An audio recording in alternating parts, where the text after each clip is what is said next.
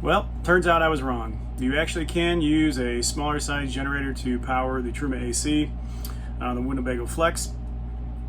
And the only reason I didn't realize this before was because initially, like everybody else is finding out that buys one of these, there's kind of a steep learning curve with the inverter, making sure everything's set properly, and all those other kind of things that go along with it. But one thing that I discovered here not long ago, never even thought about it until we had an issue at the campground we just left, where they didn't have enough voltage coming in, and my surge protector kept shutting off electricity because of low voltage. So I had my 2300, kind of peak 1800 watt running generator with me, the little pulsar one. And so with that, I had to use that to charge the battery back up because it's been hot as hell. So we were running the AC off the battery for several hours, so I had to recharge the battery until electricity came back to the point where people were shutting other things down so that we had more power going into the grid. It's really bad electric at this campground. But it dawned on me because initially it threw my generator into overload, just trying to recharge the battery. And I remembered in the Xantrex setting, and I'll show you a clip here where you can see it, but you can actually select the amperage that is available to you when you plug in. And that's very important because, so obviously if you're plugging in your house to a 110 outlet, you need to set it to 15 amps, unless it's a 20 amp dedicated circuit or something like that. And then when you go to a campground, if they have 30 amp service, then you can take it back up to 30 amps. If the inverter is thinking that it has 30 amps worth of juice to pull from, and it is really trying to replenish the battery or something like a big hit like that, it will overload a generator or throw the breaker in the house, whatever the case may be. So when I reset the generator to 15 amps, had no issues, or not the generator, but the Xantrex inverter to only pull, and to know that it only had 15 amps to pull from. Generator finished recharging the battery and there's no issue. So it got me thinking, let me test this out on the generator with AC. But there's one important thing to really remember though. So if you're going to be using a smaller generator and basically wanting to run your AC, your battery has to be fully charged, because the system, the way it works is, if the battery is depleted, everything it's going to try and do is it's going to try and basically push as much voltage back into that battery first and foremost. So if you're trying to recharge the battery on top of running the AC, you're probably going to overload a small generator. I can pretty much guarantee it. But so we didn't even try to run the AC with it trying to just replenish the battery.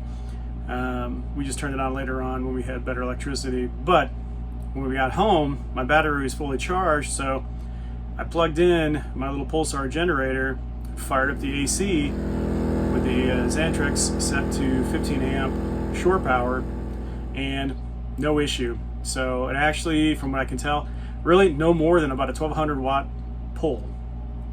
So the 1800 peak watts is more than enough to actually run the AC on this. But now that we know you can actually run it on a smaller generator, there's a couple things to remember. Is that so one, you ought to make sure your battery is fully charged, but then also depends on really kind of how long you're going to be running your AC. So we've got the Generac 3300i, I believe it is, and if we know we're going to be running AC all night long, that's the generator I want. Because keep in mind, these things, when they kind of do their performance testing, they say typically most generators, it's generally about 4.5 hours at about half load.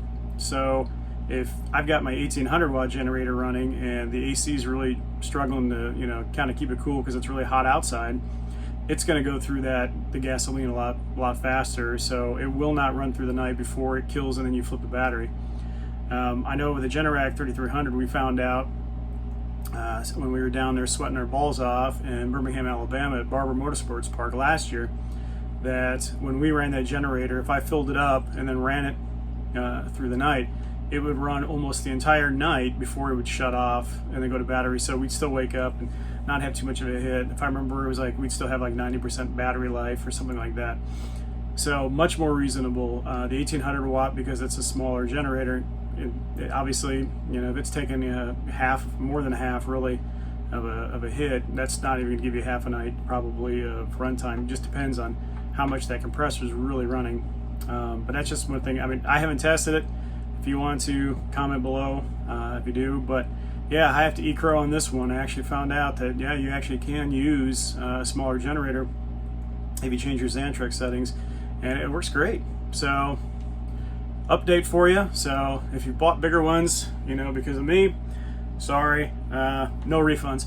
But it works. I mean, it works really well, and I'm glad to know that. But again, since we have the 2 generators, though, I'll definitely probably use more the smaller one, unless I know I'm going to be really needing a heavy load.